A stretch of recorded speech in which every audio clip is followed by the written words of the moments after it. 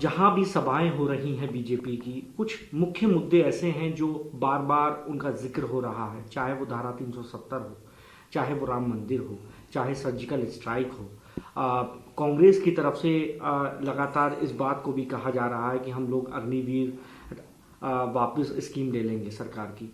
आपको लगता है कि जो बीजेपी मुद्दे लेकर जा रही है जगह जगह, और आप लोग जो मुद्दे लेके जा रहे हैं, लोग उनमें फर्क कर रहे हैं, या अभी भी बीजेपी को लोग सुनना चाहते हैं और आप लोगों को अभी भी वोट नहीं देना चाहते? देखिए, जो आपने भी गिनाए हमें मुद्दे 370 के भी है, ये तो फैसले हैं इनके। ये मुद्दे कहाँ हुए? आज देश में इश्यू क्या है? बेरोजगारी है, उस पर कोई बात नहीं करते। जो पार्टी सत्ता में होती है उसकी ड्यूटी पहले होती है कि जो बर्निंग प्रॉब्लम्स है पब्लिक की, उसके बारे में उनके विचार क्या है।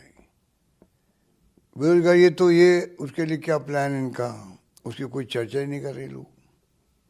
महंगाई बहुत भयंकर है, उसकी चर्चा कोई डिबेट में हो नहीं रही है। राहुल गांधी बोलते हैं या कांग्रेस वाले बोलते हैं या इंडिया गठबंधन वाले बोलते हैं, अगर वो कहते हैं कि जो भारत जोड़ो यात्रा के बाद में जो फीडबैक मिला है उसके आधार पर हमने जो मैनिफेस्टो दिया है 5 न्याय और 25 गारंटी, तो कहने के लिए हमारे पास है भी हमारी गारंटी होगी और ये हमारे 25 जो है एक के बाद एक गारंटी किसान के लिए, महिलाओं के लिए, मजदूरों के लिए, सबके लिए हैं। तो आप उसका विश्लेषण कर सकते हैं, आप उससे अच्छी बात कह सकते हैं पब्लिक को, उस पर नहीं जाएंगे। और मैनिफेस्टो मुस्लिम लीग की तरह है। अब क्या तुक है मैनिफेस्टो को मुस्लिम लीग से जोड़ने का? ये एक बुखलाहट है कि नहीं है मोदी जी की, कि आप कहाँ के कहाँ ले गए उसको, मुस्लिम लीग से ले गए, कोई जवाब नहीं है। हाँ, उसकी आप आलोचना करो, कमियां बताओ, वो आपका अधिकार है, पर ये अधिकार नहीं कि आप मुस्लिम लीग से जोड़ रहे हो आज़ादी के पहले क्या हुआ।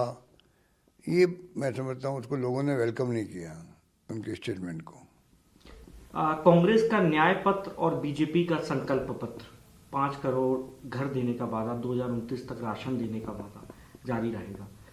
दोनों में कितना फर्क देखते हैं? आपको लगता है कि कांग्रेस पार्टी को जो आज बीजेपी का जो मैनिफेस्टो जारी हुआ है उसमें कुछ चीज़ आपको बेहतर लगी जो आपके मैनिफेस्टो में होना चाहिए था? आपको कहीं नजर आया इस तरीके का? देखिए, वैसे तो मैंने पूरा मैनिफेस्टो पढ़ा नहीं उनका, इसलिए मैं ऑथोरिटी से नहीं कह सकता, पर क्रेडिबिलिटी के सवाल है। देखो, तो 14 के अंदर जो प्रधानमंत्री बनने जा रहे थे, उस वक्त में जो माहौल था देश के अंदर, जो वादे किए गए थे, काला धन लाएंगे, बड़ा इश्यू बन गया था। स्विस बैंकों में अरबों खरबों रुपये पड़े हैं, 15 लाख रुपये खाते में आ जाएंगे, बाद में का जुमला है 2 करोड़ नौकरी दे देंगे। फिर तो वो लोकपाल आ गया, अच्छे दिन आ गए। तो मोदी जी ने उस वक्त जो बातें कही थी उनका जवाब आज तक नहीं दिया गया, उस पर चर्चा भी नहीं हो रही है। तो